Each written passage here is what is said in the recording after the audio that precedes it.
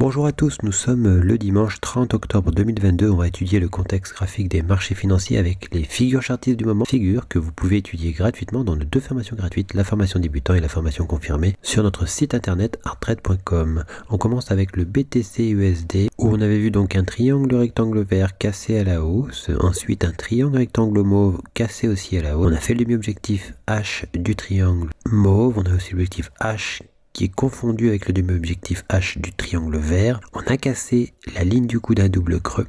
Toutefois, on a trouvé un point d'appui sous la résistance à 3 points, 1.2 points, 3.4 points même, qui laisse à penser à un biseau d'élargissement ascendant à angle droit, puisqu'il y a un plat en bas. Effectivement, si on devait venir casser ce plat en bas, eh bien, on aurait des objectifs chartistes baissiers.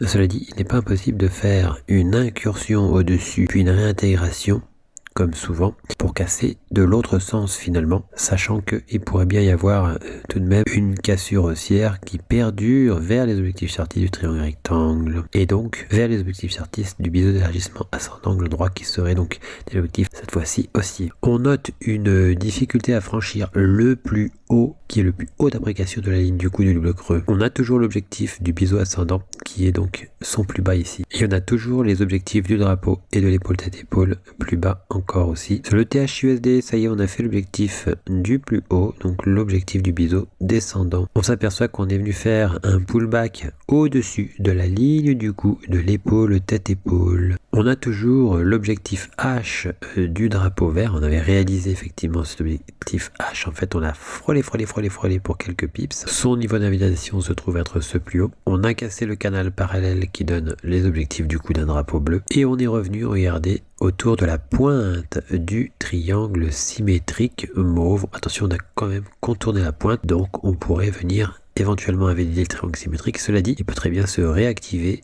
pour de nouveau s'orienter vers les objectifs chartistes baissiers. On a toujours les objectifs chartistes de cette épaule tête-épaule. Sur le LTC USD, il n'est pas impossible que l'on revienne prendre contact sur le biseau ascendant bleu, ce qui permettrait de réaliser un pullback aux abords de l'objectif du biseau descendant, c'est-à-dire son plus haut. À noter toutefois que l'on rencontre peut-être une difficulté puisque on a donc la parallèle à ce support mauve, 1 point, 2 points, incursion. On reconnaît à nouveau une résistance, donc on est dans un canal parallèle. Il n'est pas impossible de revenir de l'autre côté pour le casser à la baisse. Dans ce cas-là, ce serait un drapeau, une pause avant de reprendre la baisse. Deux obstacles pour ce scénario baissier, la ligne mauve sur laquelle on a pris appui et le plus bas d'appréciation du biseau bleu, c'est-à-dire cette ligne jaune. Sur le marché du gold en H1, on avait donc une épaule tête-épaule inversée. On est venu invalider son niveau d'invalidation, le bas des pales droites, en créant alors un double bottom. Il n'est pas impossible de rebondir pour former, pourquoi pas, une épaule tête-épaule.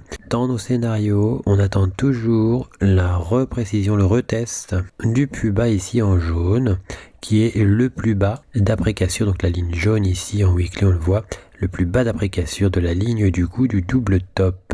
Sur le marché du silver, on imagine toujours la baisse. On a trouvé 1 point, 2 points, 3 points, parallèle au support, on trouve 2 points sur la résistance, on est dans un canal parallèle qui pourrait très bien être un drapeau si on venait casser son support. Attention, il n'est pas impossible de venir créer avant des plus hauts à nouveau, mais une cassure du support du drapeau pourrait permettre de venir retester le plus bas d'appréciation. Sur le silver, eh bien, cela nous emmènerait éventuellement vers l'objectif H du biseau d'élargissement ascendant à angle droit. Sur le WTI, on est toujours au sein du canal parallèle que l'on a réintégré. Il y avait une fausse cassure baissière sous le canal parallèle mauve grâce au biseau vert. On a toujours les objectifs haussiers du biseau vert. En H1, on voit le biseau descendant vert. Effectivement, son plus haut, c'est cette ligne verte qui est rejoint par les objectifs H des deux drapeaux, le drapeau bleu, le drapeau rose, qui donnent des objectifs haussiers. Par contre, on n'a pas encore invalidé le drapeau jaune sur son plus haut, qui pourrait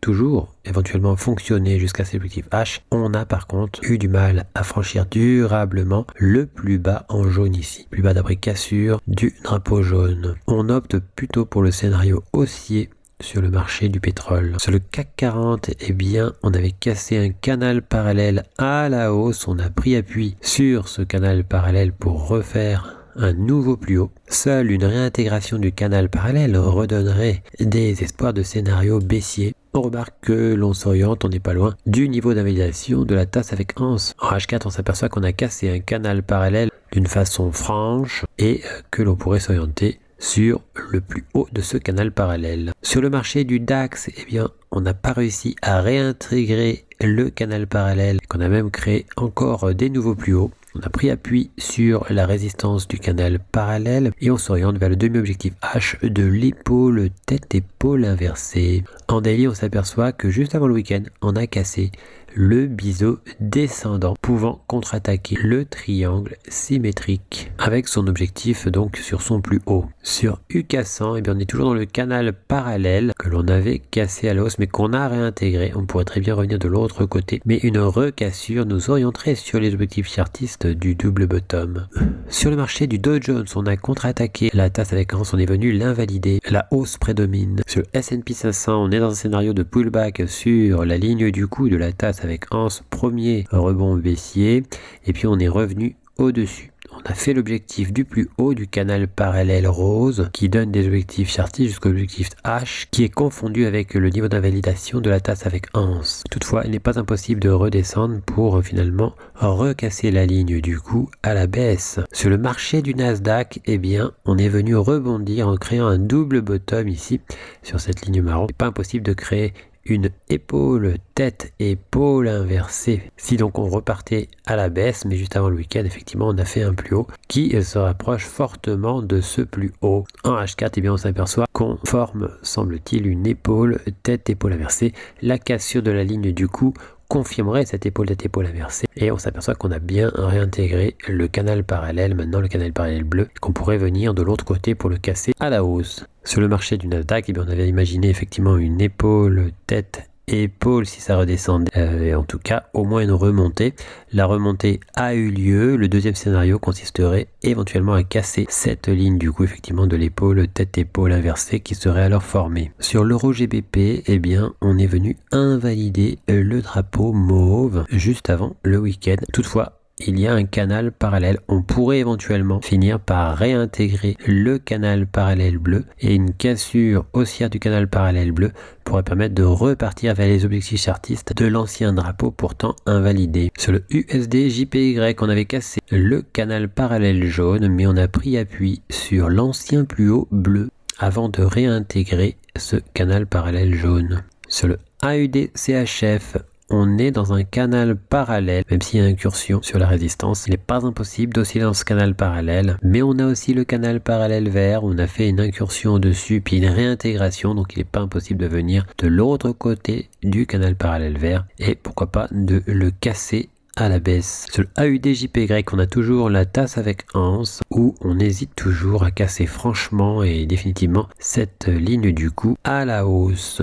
En H4, on s'aperçoit que la tasse avec anse se trouve autour de la résistance du drapeau mauve que l'on n'a pas réussi à invalider sur son plus bas et on pourrait donc s'orienter sur les objectifs chartistes de ce drapeau mauve. Toutefois, il pourrait y avoir une épaule, tête, épaule qui se formerait. Dans ce cas-là, on aurait la ligne des épaules qui serait potentiellement ce niveau qu'on a reconnu aussi à droite. Sur le AUD-USD, on forme, semble-t-il, une tasse avec l'anse à gauche. On a fait l'objectif H du double top que l'on avait cassé ici. On est de nouveau dans un canal parallèle qu'on avait cassé. Franchement, on a pris appui dessus, on a fait une incursion encore à l'intérieur, mais il n'est pas impossible de ressortir pour aller vers des objectifs chartistes haussier de ce canal parallèle. Si par contre on réintégrait plus franchement ce canal parallèle, eh bien on pourrait revenir de l'autre côté et dans ce cas-là éventuellement le casser à la baisse. Ce serait alors d'ailleurs un drapeau baissier. Sur AUD-USD, eh bien soit on revient sur l'élargissement symétrique, soit on repart vers l'objectif H de cette figure. Sur le GBP-JPY, on s'oriente encore de plus en plus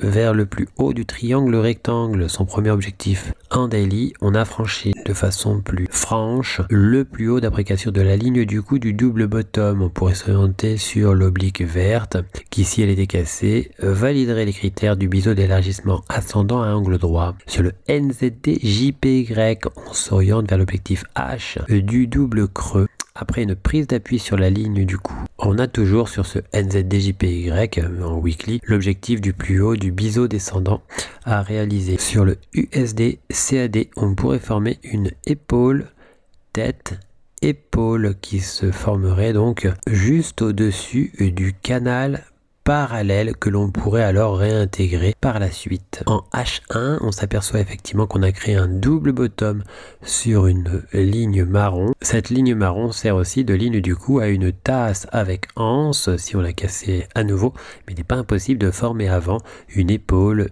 tête, épaule, ou au moins de remonter effectivement jusqu'à une ligne des épaules imaginaire pour l'instant. Et par la suite, deux scénarios seront alors possibles, la hausse supplémentaire ou la rebaisse vers la ligne du coup de l'épaule tête-épaule supposée. Sur l'euro-dollar, on a cassé de façon très franche le canal parallèle bleu et puis on fait une prise d'appui sur et un peu dessous la résistance. Si on recassait cette résistance à la hausse, on aurait des objectifs haussiers que l'on voit en H1, l'objectif haussier ici, non loin du demi-objectif H du double creux dont on avait cassé la ligne du coup. On est sous cette ligne du coup. En weekly, on s'est arrêté avant le week-end sous la parité. Sur l'euro CAD, on a toujours les objectifs haussiers du drapeau en H4. Le drapeau nous amènerait à invalider le triangle rectangle. On s'est arrêté juste avant ce niveau d'invalidation. Sur l'euro AUD, on a repris appui sur la ligne du coup du double creux, mais à noter tout de même qu'on a eu du mal à franchir le plus haut d'après cassure de la ligne du coup du double creux. Sur l'euro JPY, on évolue toujours au sein d'un canal parallèle. On a toujours les objectifs chartistes de la tasse avec anse. Il y a un obstacle, cet ancien plus haut majeur. Pour recevoir gratuitement les nouvelles figures chartistes en notification, vous allez sur le site internet, vous cliquez sur Analyse VIP. Une fois que vous êtes sur Analyse VIP, vous cliquez sur S'abonner et puis vous n'aurez plus qu'à vous inscrire. Ici, vous mettez un mail, un mot de passe, vous indiquez que vous n'êtes pas un robot et vous mettez s'inscrire. Vous serez alors abonné, vous recevrez toutes les notifications des nouvelles figures trouvées, que ce soit les figures chartistes ou les figures harmoniques. Figures que vous pouvez étudier gratuitement dans nos deux formations gratuites, le niveau débutant et le niveau confirmé. On a encore 3 autres niveaux qui eux sont payants. En cliquant sur figures chartistes, vous arrivez sur la liste des figures chartistes du moment que l'on a posté. Vous retrouvez aussi les vidéos concernant les analyses chartistes du moment. N'hésitez pas à venir aussi nous découvrir sur notre blog, tout en haut ici, blog. Vous y trouverez nos derniers posts, les défis Art Trade, ainsi que toutes les nouvelles Art Trade. À bientôt sur notre site arttrade.com.